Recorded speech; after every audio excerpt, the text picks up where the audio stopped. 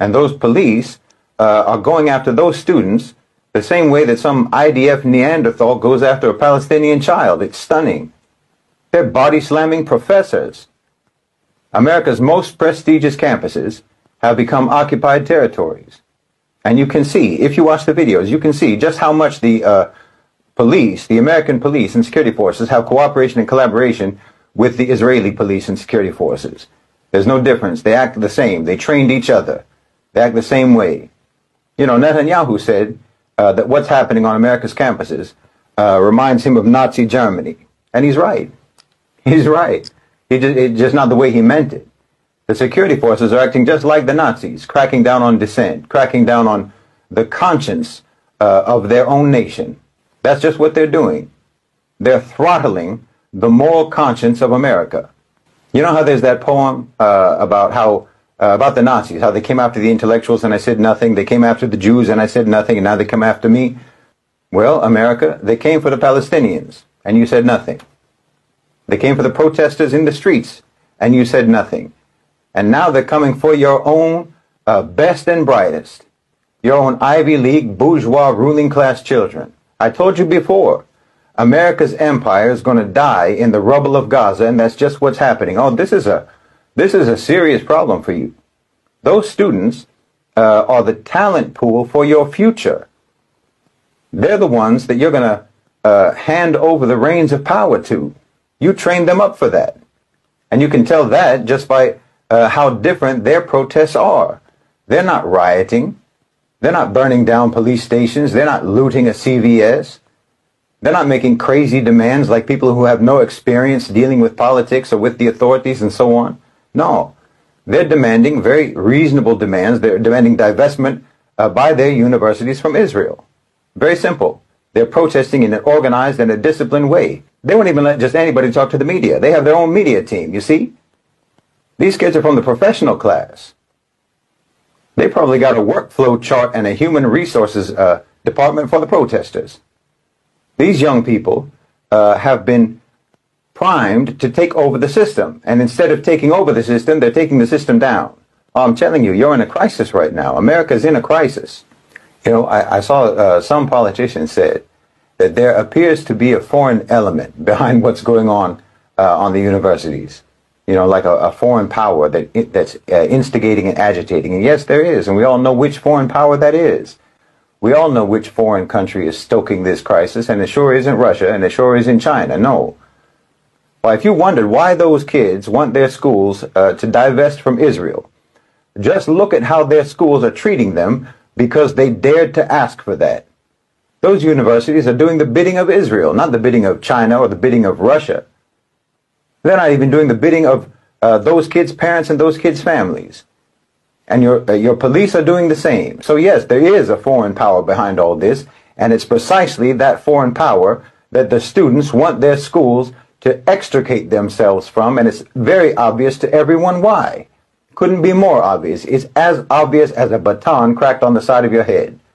Look, on these campuses, like in Harvard and the Ivy League campuses and so on, you had demonstrations against Russia and in favor of Ukraine.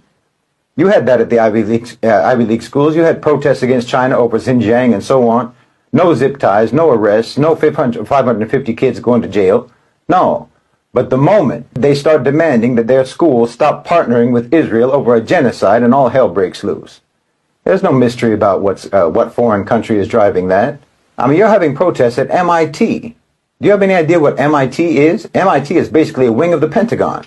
It's an incubator for future policymakers at the State Department. But, you know, the Zionists should have seen this coming. I said it before. They should have seen the writing on the wall in 2020 when this same generation was going around knocking down statues of slave owners and colonizers. They let you know how they feel about that, what their stance is about that. They want nothing to do with colonization. They want to disavow that history. So if they want to distance themselves and disown colonization in their history, what makes you think that they'd be fine with being associated with colonization that's going on today? Because that's all Zionism is. It's nothing but Western colonization, and it always has been. This generation didn't have a chance to try to oppose slavery and colonization a century ago or 2 centuries ago. So they just pulled down all the icons of slavery and colonization everything that they could find. They tore it down. But right now, today, they have the opportunity to actively oppose and fight against present-day colonization in Palestine, and that's what they're doing. I mean, seriously, how could you not see this coming? Were they subtle in 2020? Of course this generation is going to fight you. Of course they're going to reject Zionism. Of course they're going to oppose genocidal colonization.